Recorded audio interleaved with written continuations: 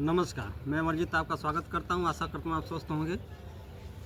आज हम सीखेंगे हार्ट की परेशानियों के लिए, फेफड़ों की परेशानियों के लिए, जो हार्ट से रिलेटेड समस्या हैं उससे जो है हमें आराम मिलेगा। तो पहला आसन हम कर लेते हैं इस प्रकार से बैठकर। यदि पद्मासन लगा सकते हैं तो इसे लगा लें, नहीं तो किसी भी आसन में बैठकर हाथों को ऐसे सांस अंदर भरते हुए हाथ को ऊपर ले जाएंगे। इस प्रकार से हाथ को ऊपर ले जाएंगे सांस अंदर भर के, और सांस जब छोड़ेंगे तो हाथ को नीचे लेकर जाएंगे ऐसे, और तेज़ी से इस प्रकार को करना है इसे।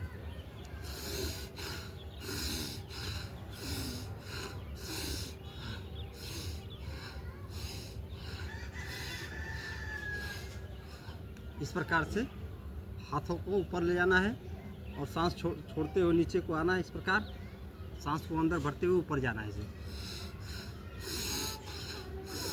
ये पर्वत आसन जैसा जो है ऊंचा बना लेंगे। इस आसन को 3 से 4 मिनट 5 मिनट जितना क्षमता हो, पहले तो 1 ही मिनट 2 मिनट करें, जैसे जैसे अभ्यास बढ़ते जाए उसको बढ़ाते जाएंगे। अब हम कर लेंगे भुजंगासन। भुजंगासन इस प्रकार से हम लेट जाएंगे और सांस को अंदर भरते हुए ऊपर की तरफ उठेंगे ऐसे,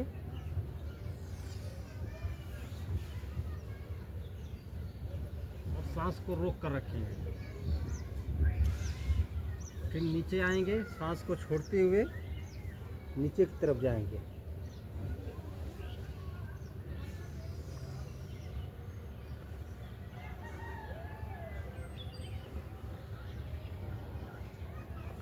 इस प्रकार से सांस भरते हुए ऊपर और सांस को छोड़ते हुए नीचे। इस प्रकार करें कि ताकि हमारे पेट पे और छाती पे अच्छा खासा खिंचाव आए। इस प्रकार गर्दन को ऊपर कर देंगे, फिर नीचे आएंगे, फिर ऊपर जाएंगे तो गर्दन ऊपर और सीधा आकाश की तरफ देखेंगे। इस प्रकार से 10 बार 15 बार का अभ्यास करें। जितना क्षमता हो उतना ही करें, ज़्यादा एक दिन में जो है ज़्यादा प्रयास न करें, थोड़ा थोड़ा ही उससे शुरुआत करें। इस आसन से जो है फेफड़ों में क्षमता होती है ऑक्सीजन खींचने की, और हमारा जो हृदय जो है गतिशील होगा, इसके अंदर क्षमता भी बढ़ेगी। तो इसे भुजंगासन इस प्रकार किया जाता है।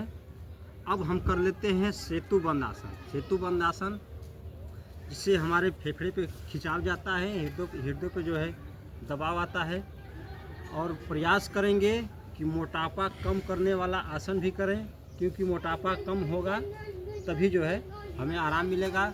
मोटापा हो जाने के कारण जो है दबाव पड़ता है, फेफड़ों पे दबाव पड़ता है, हृदय पे दबाव पड़ता है। अब जब मोटापा कम होगा तो ये हमारा फेफड़ा चौड़ा होगा, हृदय भी जो है हमारा जो है स्वस्थ रहेगा, दबाव नहीं पड़ेगा। तो अब हम कर लेते हैं सेतुबंद आसन। इस प्रकार से हम पैर को सीधे करके लेट जाएंगे। लेटने के बाद पैर अपना जो है यहाँ पर लगा लेंगे और हाथों को यहाँ एड़ियों के पास लगाएंगे इस प्रकार। अब ये प्रयास करेंगे कि बीच का हिस्सा हम ऊपर उठा दें इस प्रकार। इस प्रकार से ऊपर उठा देंगे, श्वास समान रूप से चलती रहेगी। इस प्रकार से हम रहेंगे। अब देखेंगे रक्त का बहाव जो है हमारे नीचे सर की तरफ आता है। इससे जो है रक्त में शुद्धता होगी। इस प्रकार से हम सेतुबंद आसन जितना क्षमता हो आधे मिनट 1 मिनट 2 मिनट तक इसका अभ्यास कर सकते हैं। इससे रक्त में बढ़ोतरी होती है, रक्त संचालित होता है इससे जो है रक्त साफ होता है। इस प्रकार जो है सेतु बंधासन कर लेंगे। उसके बाद हम करेंगे उष्टानासन। उष्टानासन इस प्रकार से हम वज्रासन की स्थिति में बैठ जाएंगे। जैसे नमाज पढ़ते हैं लोग, उस स्थिति में बैठना है वज्रासन में, और हमें बिल्कुल इस प्रकार घुटनों पे खड़े हो जाना है और थोड़ा फासला दे देंगे पैरों में, और इस प्रकार से जो है हम नीचे की तरफ आएंगे। इस प्रकार हाथ पैर पर रखेंगे, छाती बाहर करेंगे, गर्दन नीचे करेंगे। इस प्रकार से निगाह जो है आसमान की तरफ रहेगी।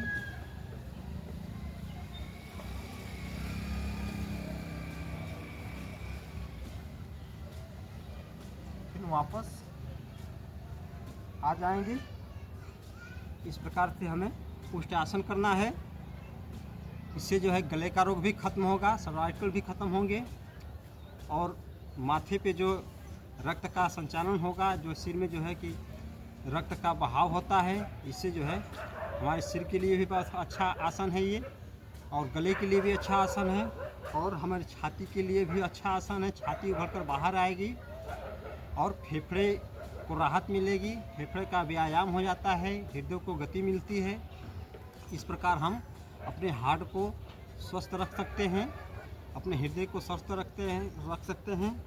अब हम करेंगे गौमुख आसन। तो गौमुख आसन जो है इस प्रकार हमें बैठ जाना है।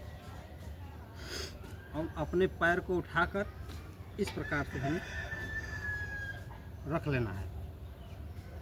अब हम ये देखेंगे कि ये वाला हिस्सा जो है गाय के मुख के समान हो गया है, और हम इस स्थिति में बैठ सकते हैं। बैठने के बाद अपना हाथ जो है जो पैर ऊपर है वही हाथ पीछे की तरफ ले जाएंगे इस प्रकार से, और दूसरा हाथ से ऐसे पकड़ेंगे। इस प्रकार से दोनों हाथ पकड़ कर रखेंगे। अब पीछे में करके दिखाता हूँ। ऐसे घूम जाता हूँ। इस प्रकार बैठ जाएंगे, और अपना ऊपर वाला हाथ जो है, जो पैर ऊपर है वही हाथ पीछे लेकर जाना है, और दूसरा हाथ ऐसे ऐसे पकड़ लेना है। पकड़कर इसे ऐसे बने रहना है।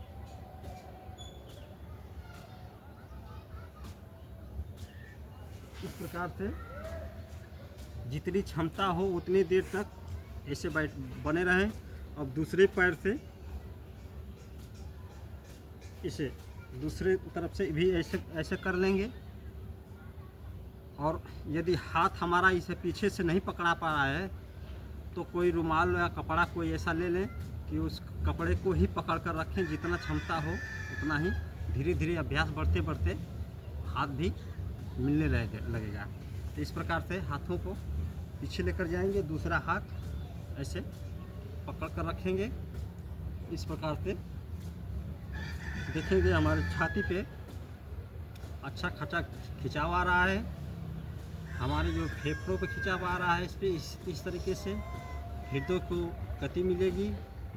इस प्रकार से जो है हम ये प्रयास करेंगे तो हमारे हृदय को बहुत ही आराम मिलने वाला है। धड़कनें जो है बराबर चलेंगी। इस प्रकार से जो है हम करेंगे तो बहुत ही लाभ मिलने वाला है। इस आसन को करने के बाद हम थोड़ी देर तक श्वासों पे नियंत्रण रखेंगे। श्वास जो है जब ये कर लें आसन तो हम सोकर इस प्रकार से हाथों को ऐसे रखेंगे, और सो आसन में इस प्रकार से जो है हम थोड़ी देर तक लेटे रहें। पूरी अच्छी तरीके से जब हम रिलैक्स हो जाएं तब हम वापस आ जाएंगे। हर आसन करने के बाद थोड़ी देर तक ऐसे सो आसन में हो जाए, क्योंकि यदि सो आसन में नहीं होंगे तो हो सकता है सर में दर्द हो, सर भारी भारी सा लगेगा, तो कोई भी व्यायाम करें, कोई भी आसन करें तो 100 आसन में हो जाना चाहिए। अंत में 100 आसन कर लेना चाहिए, ताकि दिन भर जो है अगर नहीं करेंगे, जल्दी जल्दी में करके उठ जाते हैं, तो यही होता है कि सर भारी भारी सा रहता है, सर में दर्द रहता है। तो इस प्रकार 100 आसन भी कर लेंगे और हमारे हृदय को, फेफड़े को इस प्रकार से राहत मिलती है। और इस व्यायाम से तो बहुत ही लाभ होते हैं, अनेकों लाभ होते हैं। मगर बात करते हैं हम हृदय के ऊपर, तो हृदय और फेफड़े के ऊपर, तो इस आसन से बहुत ही लाभ मिलने वाला है। आप इस आसन को रोज़ करें और रोज़ रेगुलर करेंगे तो हो सकता है ये बीमारी न हो। जिनको ये बीमारी है वो तो ठीक होंगे, जिनको ये बीमारी नहीं है वो करेंगे तो वो हमेशा के लिए स्वस्थ रहेंगे, ये बीमारी से छुटकारा रहेगा।